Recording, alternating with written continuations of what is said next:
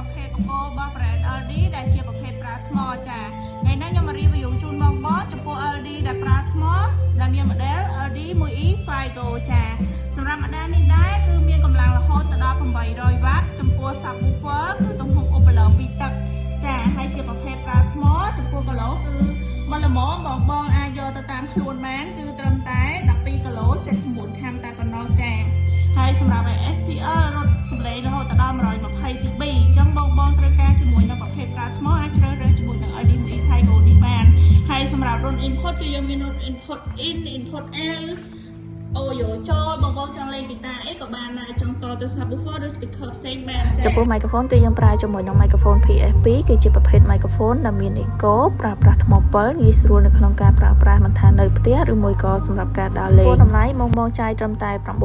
$999តែប៉ុណ្ណោះគឺទទួលបាន speaker ជាមួយនឹង microphone មួយឈុតដែលយកទៅប្រើប្រាស់សម្រាប់ការស្ដាប់និងការច្រៀង karaoke បានហើយចំពោះតម្លៃហ្នឹងបងចង់ទិញដាច់ក៏បានបងរំលោះក៏បានបងរំលោះយើងមានពី option ឲ្យបងជ្រើសរើសបងចង់បងរំលោះតាម QR BAC ឬដាក៏បានបងចង់រំលោះតាមធនាគារ Eon ក៏បានដែរចាចឹងអាចត្រឡប់មកបានតាម Pay LD JBL Samsung និង PSOYO លេខទូរស័ព្ទ097 885 2670និងលេខបន្សាយទៀត098 899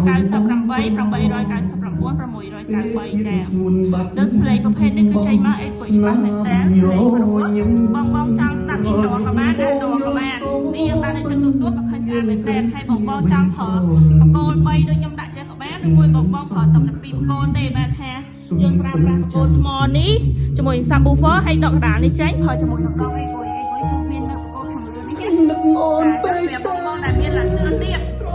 កន្លែងដែលយើងអត់ស្គាល់ឈ្មោះចឹងបងអាចប្រើតែពីរកង់បានទេ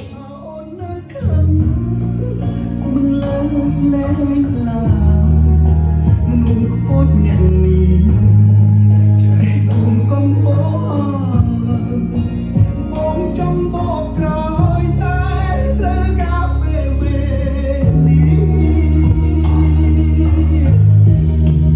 អារម្មណ៍បែកបាក់គ្នាដូចជាខ្វែងបេងដងបងតែមិនអាចកាត់នួនល្អ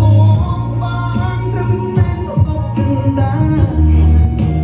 បងខំមកនឹងស្រោបពីមិនអាចផ្សំសា